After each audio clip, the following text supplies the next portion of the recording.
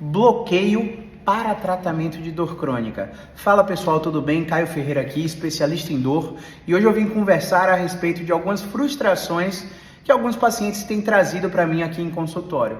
Bom, acabei de atender uma paciente que foi submetida a 6 bloqueios. Um bloqueio por semana para a melhora de uma dor que já tinha 8 anos em sua lombar. Sua ressonância magnética acusava sim uma hérnia de disco L4, L5, porém, quando eu fiz o exame físico, toda a propedêutica ortopédica, toda a propedêutica fisioterapêutica e testes funcionais, essa paciente, ela não apresentava déficit neurológico, ela não tinha, como eu posso falar, perda de força, perda de sensibilidade.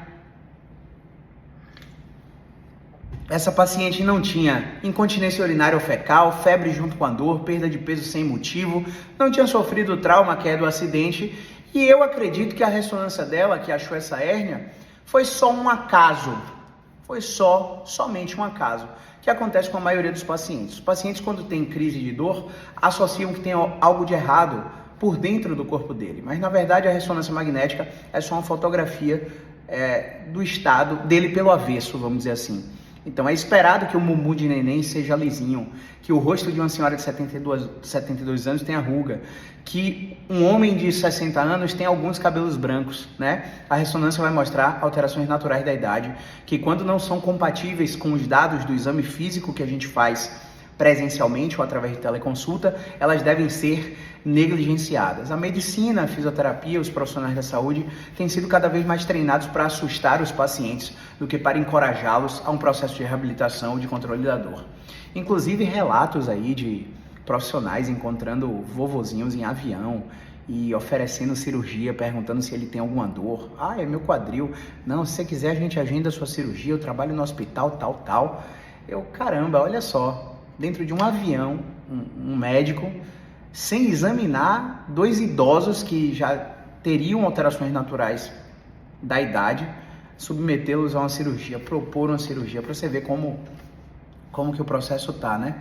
Bom, vamos falar a respeito do bloqueio. Pessoal, o bloqueio é muito interessante quando o paciente é refratário. Como assim, Caio? Se o paciente é refratário ao tratamento conservador, por exemplo, você começou uma fisioterapia baseada em evidência, que não é aquela fisioterapia de alongamento, choquinho, calorzinho, fortalecimento, treino de equilíbrio, liga, desliga aparelho e por aí vai. Se você fez uma fisioterapia baseada em evidência com um fisioterapeuta especializado em dor e mesmo assim chegou na 6ª, 8ª semana e não está tendo nenhum resultado, nós vamos recomendar a consulta com um anestesiologista ou com um ortopedista que seja especializado em intervencionismo na dor crônica, que eles vão ter alguns procedimentos específicos, né?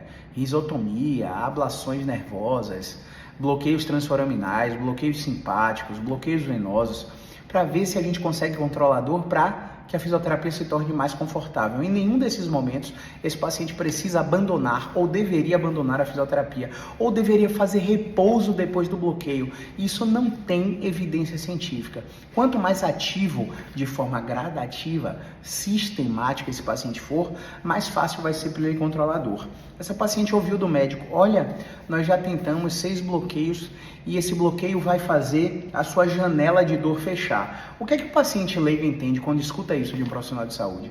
Que ele não vai ter mais dor, então ele vai para o bloqueio com a expectativa de zerar. Mas, a gente dá muita chance, a gente dá muita sopa pro azar. Como assim, Caio? Poxa, fez 1 bloqueio, 2 bloqueios, 3 bloqueios, 4 bloqueios, 5 bloqueios e não melhorou?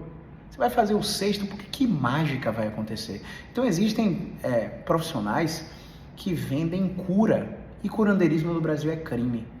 Então, se você for um público específico que já está na fisioterapia especializada e mesmo assim não está melhorando, a gente vai te encaminhar para o anestésio para você fazer algum bloqueio, para tornar a sua fisioterapia mais confortável.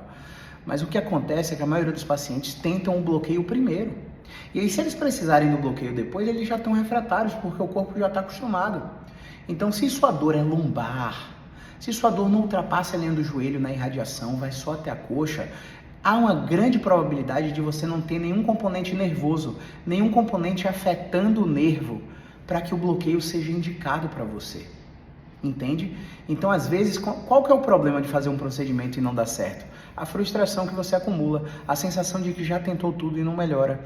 Isso gera uma cascata de efeitos neurobiológicos no seu cérebro que detectam cada vez mais ameaça circunstancial, aumentam sua tensão muscular e você começa a não melhorar de jeito nenhum. Então, primeira coisa, tem dor? Vai no fisioterapeuta direto. Principalmente se você não sofreu trauma, queda ou acidente. Se sua dor é inespecífica, que surgiu sem razão aparente, saindo do carro, pegando um peso, fazendo um movimento, se você não tomou queda, não sofreu batida de carro, não sofreu acidente, vai direto no fisioterapeuta, porque esse profissional vai te dar autonomia, você não vai depender de outros profissionais para ter alívios momentâneos. Esse profissional ele vai tratar as principais causas do seu problema, beleza? Então, o bloqueio é interessante sim, mas para pouquíssimas condições específicas que são refratários ao tratamento conservador. Jamais comece o seu tratamento da dor através dos bloqueios.